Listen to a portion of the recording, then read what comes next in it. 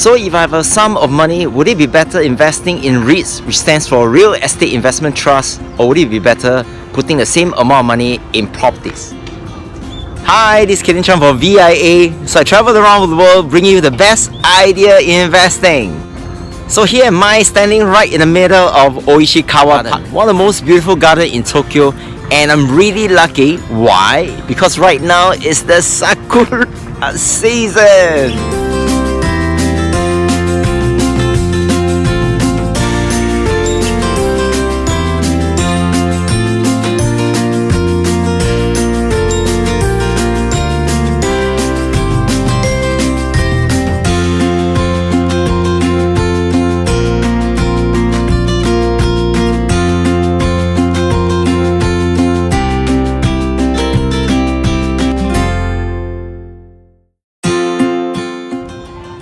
So let's say you have a sum of money and you're interested in properties. So give a guess, buying a condominium, let's say in Singapore, how much do you think you need? And let me just round up to $1 million.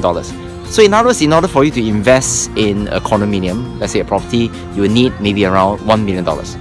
So for every Singaporean who makes about 4,000 plus per month, to raise $1 million to buy or to invest in a property is not really that easy. So let's say they insist of using whatever money they have to invest in properties and they do not have money. So in other words, what they need to do is they have to borrow from the bank in order to invest in the property. And in order to borrow from bank, it incurs one very dangerous thing, which is called an interest. Which means that before the condominium is being developed, before they rent it out, they have to pay the interest first. So how long do they have to pay it? They probably have to pay it until the entire condominium is up. And once the condominium is up, the next thing they need to worry about is to rent out the condominium that they bought. And in order to do that, unless they can do it themselves, most likely they need a real estate agent to do it. So in other words, if you get a real estate agent, remember you have to pay a commission to the real estate agents before you have your room or the condominium being rented out. So let's say that everything is done smoothly, your condominium is done, you managed to pay the real estate agent and you got it rented out. So let's say the rental you collect is more than interest that you pay to the bank. So what is really the percentage return that you're going to get out of this deal? Now on average, the percentage that you're going to get most likely is going to range from maybe 3 to 4 and maybe to 5%. So 3 to 5%. And bearing in mind that this 3 to 5% is before a tax, because any rental that you collect from renting any unit within Singapore itself, you have to pay tax. So after paying tax, give a guess. What do you think is the return is going to be like? Let me just round it off to 4%, maybe on the optimistic side.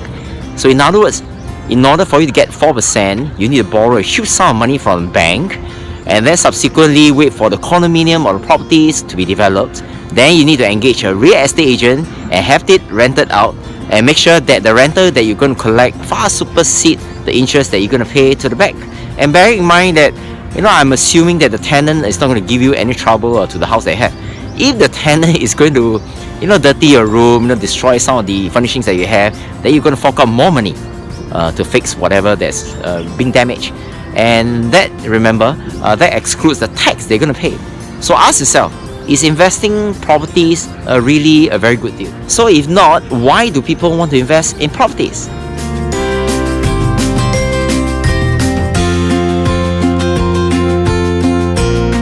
So let me introduce to you something that's related to properties called a REITs, R-E-I-T. In simple terms, it's simply a company that owns and operates income-generating real estates. And in a Singapore context, some of the condominiums, shopping malls, and hospital buildings, it could be operated by REITs.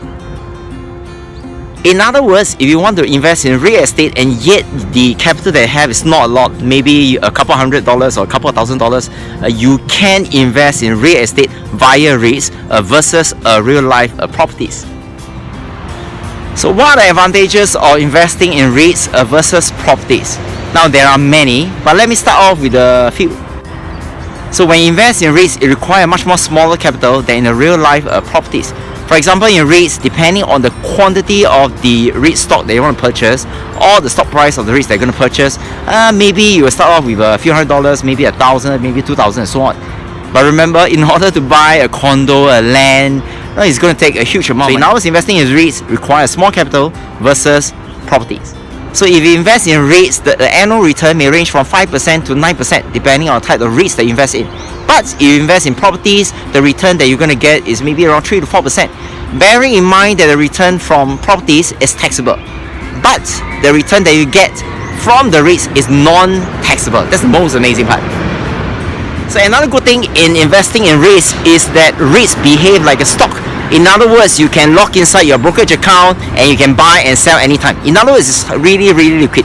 However, if you own a property, remember, when you buy the property, you need a real estate agent. And when you sell the property, most likely it's going to incur costs because you need to hire a real estate agent. So in other words, if you want to buy and sell a REIT, it's far easier and it's far more liquid, and you save more money because there's no middleman except paying for a small amount of commission that brokerage charges, and that's about it, as compared to buying and selling a property or the real estate. So investing in REITs, if it's far superior than investing in real estate, then why people want to invest in properties then?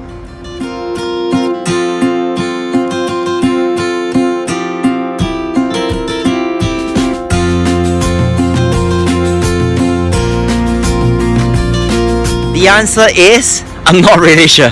But I have this feeling that people like to invest in properties because it gives them some, a feel that, they have something really hard, something concrete, something they can see, something they can feel, something they can touch, and then they could boast to their friends. And then they could tell their friends something like, I just recently bought a property which cost me 1.2 million. So it sounds in a really impressive way. But having said that, if you're going to have a coffee with a friend and then you say, yesterday I just bought REITs, somehow the feeling is not as superior, inverted commas, as compared to owning a property. And the second reason is maybe those property investors are not aware that REITs are around. Maybe they have not sit down and really do a comparison about how much return they're going to get from REITs versus properties. Maybe that's the reason why they invest in properties. But anyway, there's no right thing or wrong thing, but we just need to remember that as investors, one of our main role is to take the limited capital that we have and we allocate it to the income generating assets that could generate the highest return in the shortest time possible, but of course in a safe and consistent manner. So this is Cayden Chang from VIA Value Investing Academy. If you want to know more about REITs, what you need to do is you just need to download a copy of our REITs cheat sheet. In other words, once you download, we have a summary of some of the things that you need to look out for in order for you to invest in REITs in a very simple and concise manner.